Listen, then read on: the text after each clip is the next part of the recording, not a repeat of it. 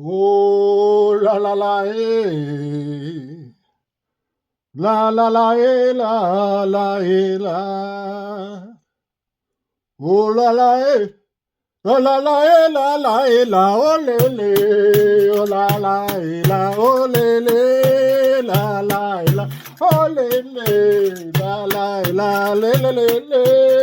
La oh le le. La oh le le. Thanks and praise. Welcome back, dissidents. It's been a minute. Since we had a little one-on-one with the dissidents floor. Today is day number 9 of the Navaratri. The day of Siddhidatri, the closing observation of the Navaratri rituals of the spring time of year. And I've been kind of sprinkling some of my process in here, there, and everywhere. I talked about some of these topics in the live with the fellas recently, with Chris and PK. And I just want to kind of formalize it a little bit, put it on the old Slick Dissident data dance floor.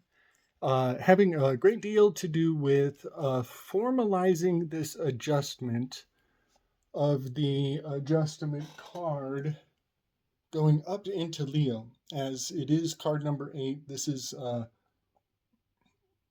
kind of attaching to the Solabuska tarot systems, as number 8 in those decks was the adjustment card, or the number 8 was the adjustment card, the card for justice. The Lion of Judah is it has command over the court systems. So I am going to put the adjustment card up here. Justice and other decks. That's it. It's called Justice and Other Decks. So the Lion of Judah holds the correspondence up here to this adjustment card in the scales.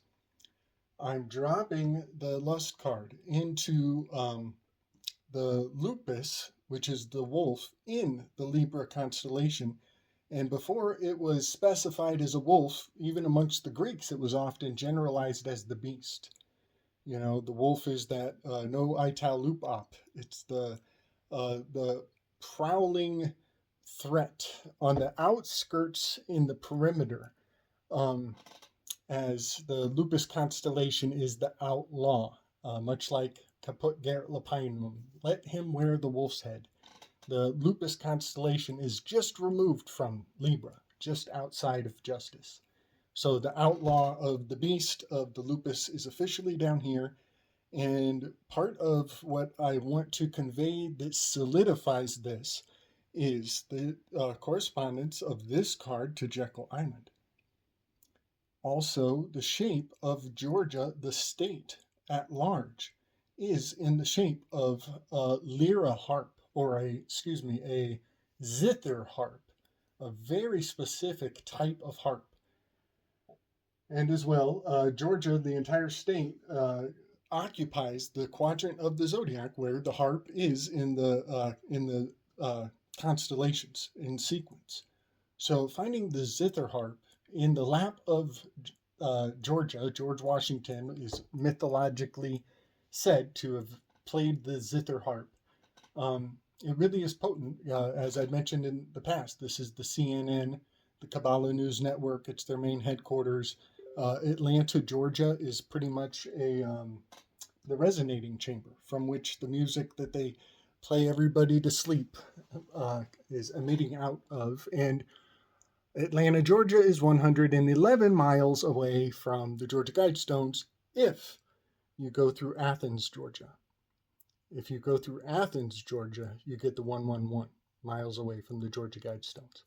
So I just wanted to officially announce the logos behind putting the Lyra zither harp in Georgia, as it is zodiacally impeccable, as are so many other of the mascots and signs and symbols that psychically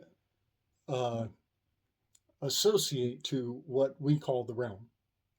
There are so many of those. One of my favorite is Phoenix. Phoenix, Arizona would be right where the Phoenix is in the constellations. So, also, I'm going to share a new graphic, and you'll see the United States map lined up with most of the tarot cards. I don't think I fit the universe card in there. If I was putting the universe card in there, it would be up in Gemini, even though it's a southern constellation. So, also, uh, there have been so many funny headlines coming out. Some of them not funny. um, but, I just want to mention that, the sun is moving its progress through Aries over here in Northern California. And the constellations in Aries are, um, the Triangulum, the Cassiopeia, the Cetus, and the Perseus constellation. And Perseus has the Star of Algol in his hand, on his hip, actually. To be anatomically nerdy, Algol is really the hip of Perseus. Kind of reminds you of somebody struggling against an angel all night long and having the Denmark struck on his hip and getting a new name. So I'm looking at Perseus and the implication of the progress of the heavens. And just a couple days ago, an announcement comes out that the FBI has released new files that a crashed UFO was surrounded by 23 soldiers. Pretty sure it was a 23andMe soldiers. And the aliens come walking out, 5 aliens, and they amalgam into one giant alien. They turn into a Voltron tall gray and then explode with radiant energy that turns all 23 soldiers into stone. Perseus. Perseus, they are syncopating us to the dynamics of the heavens and hoping that we'll just faint like goats. And these horror stories that the cargo cults were right. Hurry, baptize the aliens. All right.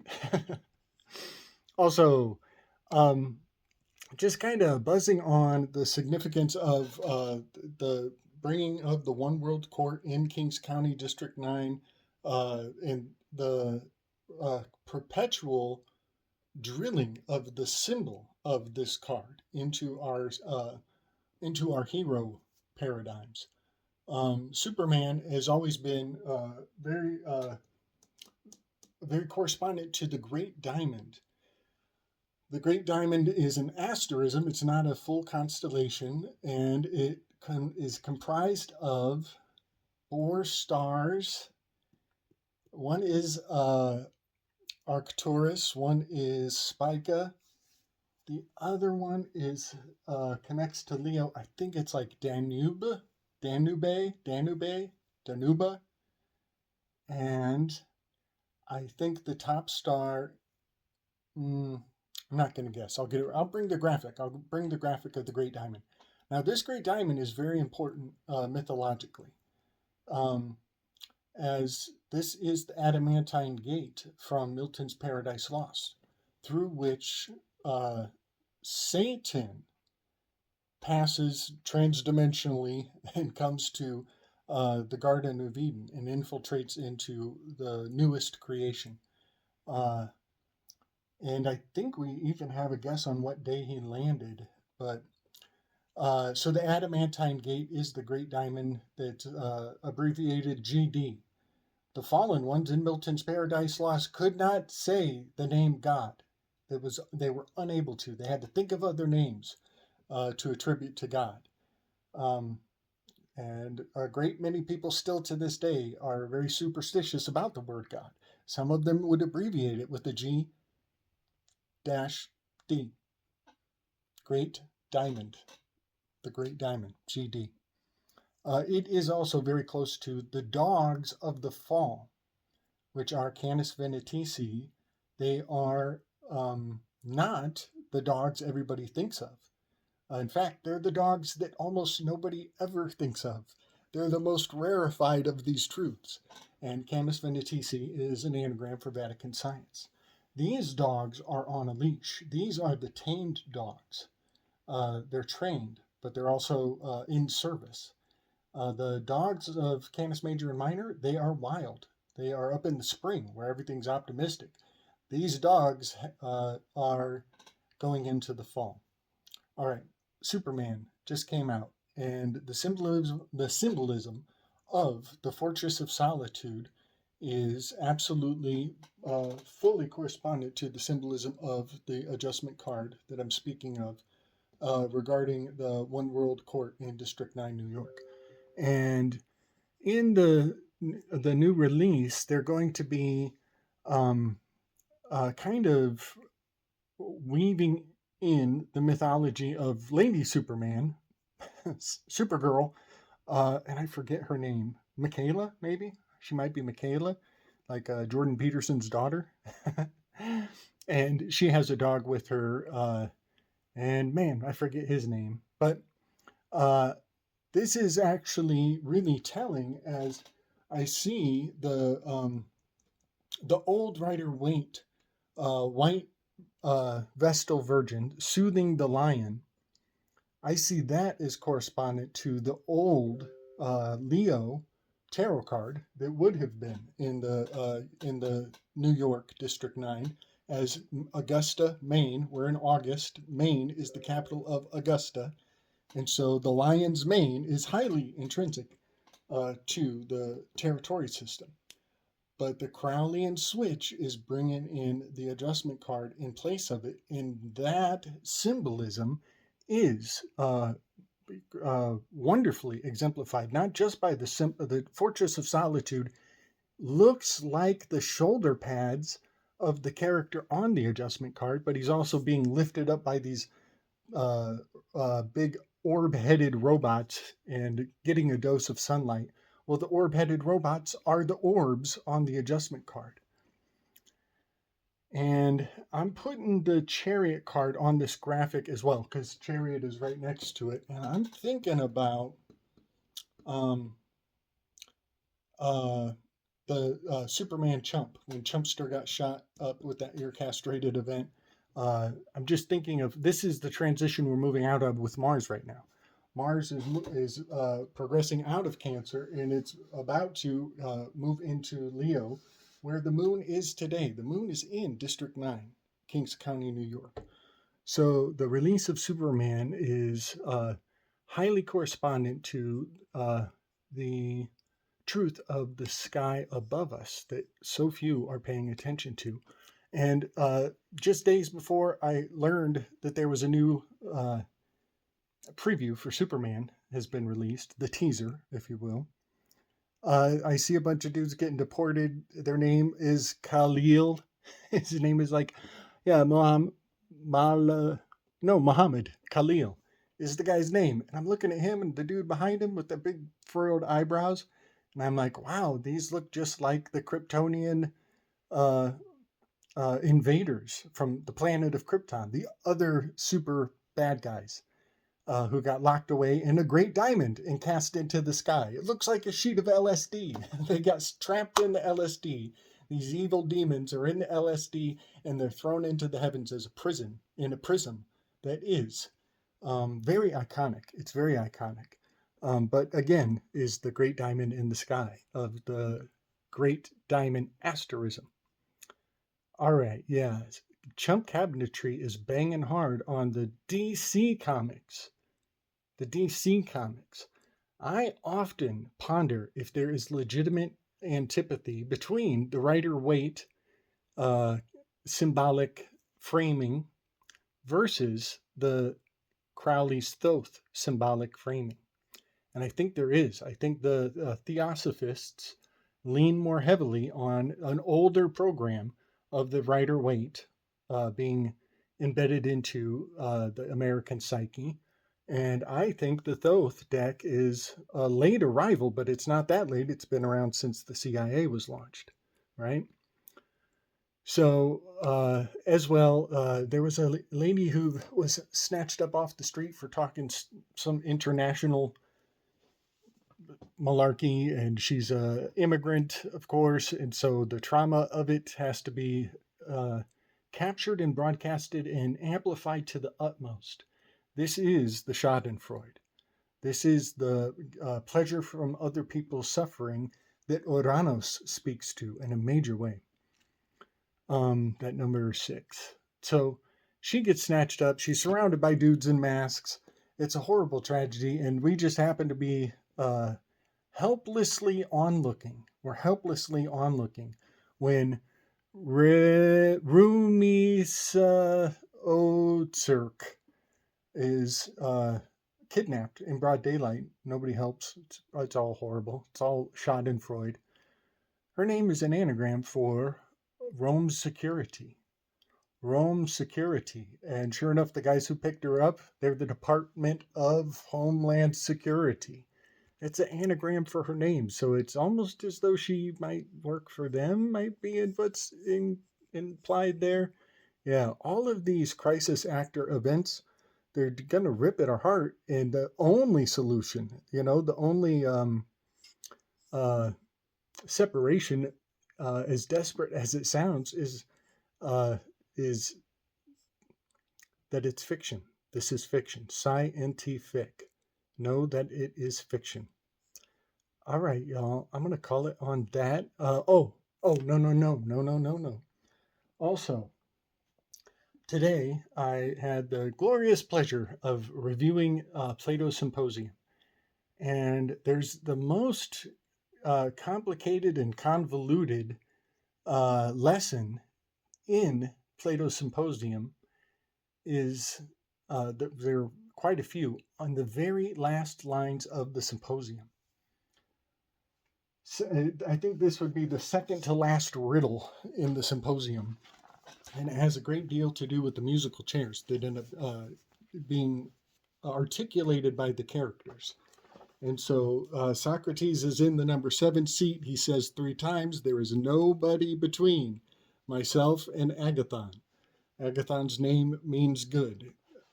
And Alcibiades has danced past Socrates in the Symposium, and he's trying to get next to Agathon. He wants to dance in and get in between Agathon and Socrates.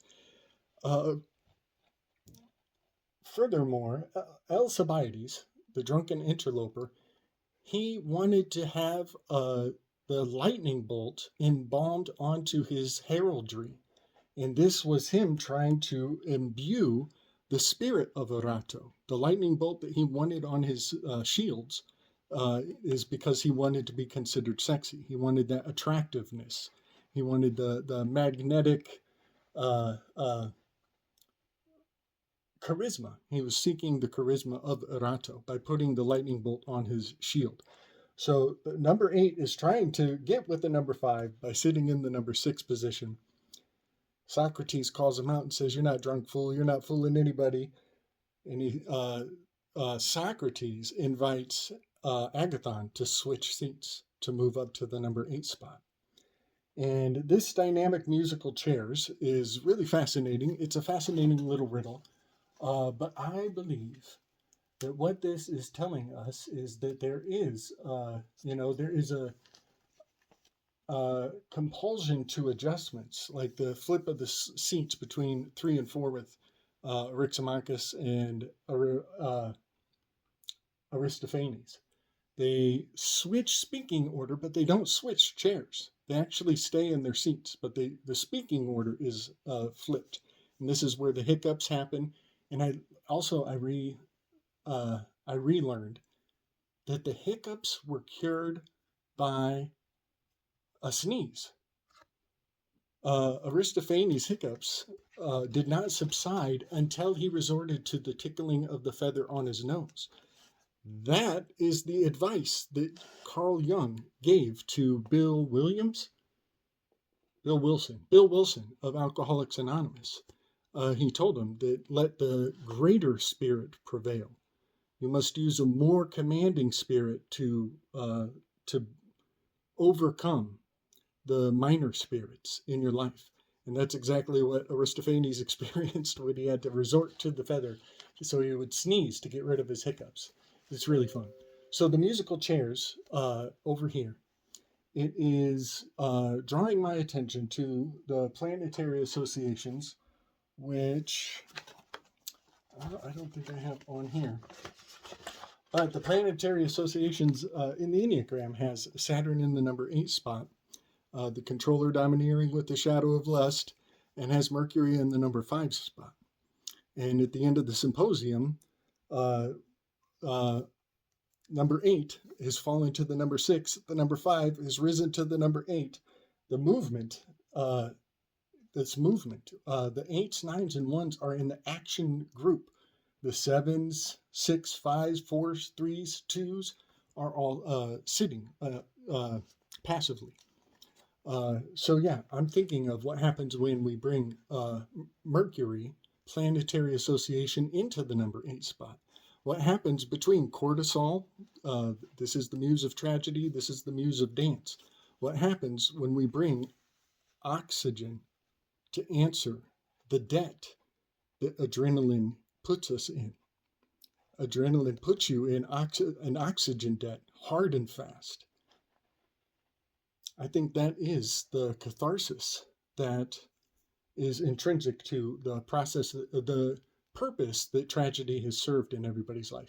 Too much adrenaline creates a cortisol buildup, and the answer to the debt that creates, the sugar debt, is more oxygen. You need more oxygen. Oxygen is number 8. So I am very inclined to bring Mercury, set him free from this, from his incel position, and put him into the athlete's position to move the currency of tragedy out of the number 5 and put it in to the active controller, into dance, to put it into dance, to give it movement and give it life, which is exactly what Alcibiades was exemplifying. He's in the action group up here. So the personality types stay the same. The planetary aspects are what I'm seeing as a valuable switch, a very valuable switch. Much like other times in other situations on the Enneagram, this 5 to the 8, I'm just going to call this the catharsis thread. I think this is the catharsis thread. And if you think about catharsis in its representation of lust, that's kind of what the end of the night is when you're doing your bed magics. You know, you're putting everything aside and you're just acting out of love. And sometimes you got a lot of frustration that needs taken out, you know, and sometimes you got a lot of care and je ne sais quoi that needs to be discharged, much like oxygen, paying off the debt of adrenal reflex, of the adrenal reflex, you know, and that breathing through that adrenalized moment brings us to the Siddhidaptari. It brings us to the number 9, to the final day of the symposium. The 9th muse is Orania. She is slothful. There's a certain stillness to this Buddhistic conclusion where everything's going to be all right. Just breathe through it. Just focus on the breath and the heart. Those are the 2 curtains through which we ascend unto a higher plane of experience, for sure. All right, everybody. This tariff, they're tearing the riffs, and you're going to have to call the sheriff because the Fed is not going to back you. Yeah, don't be terrified, y'all. Don't be terrified. Breathe. Just breathe through it. We got all the oxygen we need. We got all the spirit we need. Abundance is everywhere. Malthusian lack mentality is for chumps. Big love and respect. SlickDissident.com. I got onesies, I got hoodies, I got Zippos, I got tarot cards, and I'm working on some coffee mugs. We're working on some coffee mugs. All right, y'all. Love and respect.